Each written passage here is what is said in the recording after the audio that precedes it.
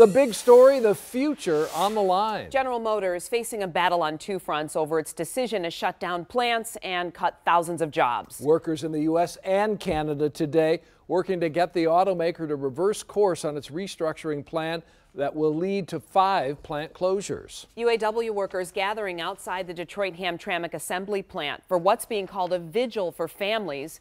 Lawmakers, members of the clergy even on hand, a choir as well. This all happening as leadership from the Canadian Union met with GM to try to talk the company out of closing its plant in Oshawa, Ontario, a move that it says will devastate the town. And the union taking out front page ads in the Detroit News and the Free Press. It's a battle cry U.S. and Canadian workers made GM keep our plants open. We have Team 7 coverage on both sides of the border, starting with Jim Kurtzner live in Windsor with the showdown between GM and the Canadian Union. Jim?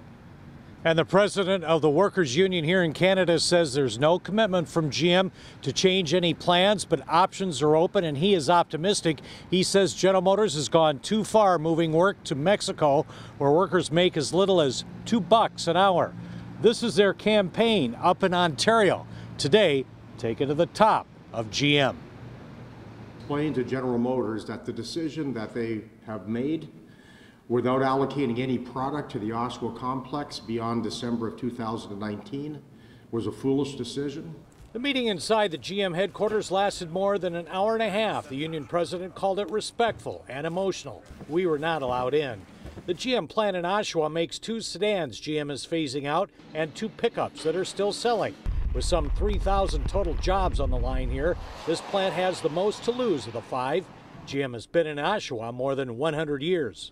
We have a collective agreement with General Motors that states emphatically that there will not be any of the GM operations in Canada closed during the life of the collective agreement. That means September of 2020. 7 Action News has been in Oshawa this week, watching their full-out campaign to save these jobs.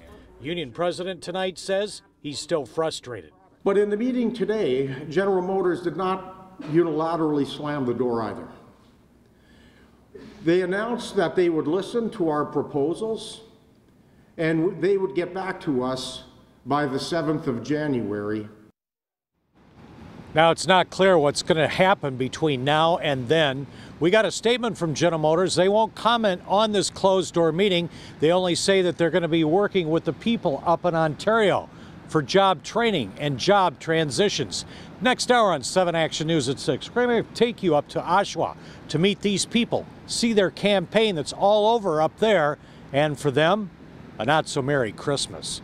People over in Poletown are facing the same plight. They're gathering this afternoon. Brian Abel has more on that part of the story. Brian?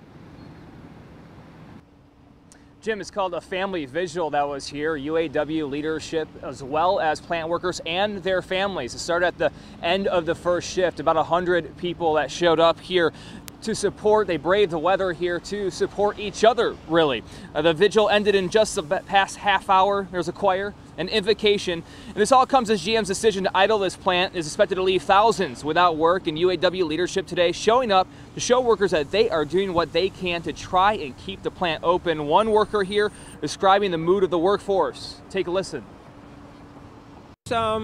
It's probably up in the air, a lot of questions still, but at the same time, we're still coming to work. We're still building quality cars because this is our livelihood. We're not here to do anything to jeopardize. I mean, General Motors is obviously an integral part of our lives and definitely has been good for us, so we're not doing anything to jeopardize it. We're just trying to, stay positive, if you will. So trying to keep the spirits high as behind the scenes work is being done to try to control their own fate. Reporting live, Brian Abel, 7 Action News. All right, Brian, thank you. We'll continue to follow this, obviously, and stay with 7 Action News on air and online as we continue to cover GM's pending layoffs and plant closures and the impact here in Metro Detroit.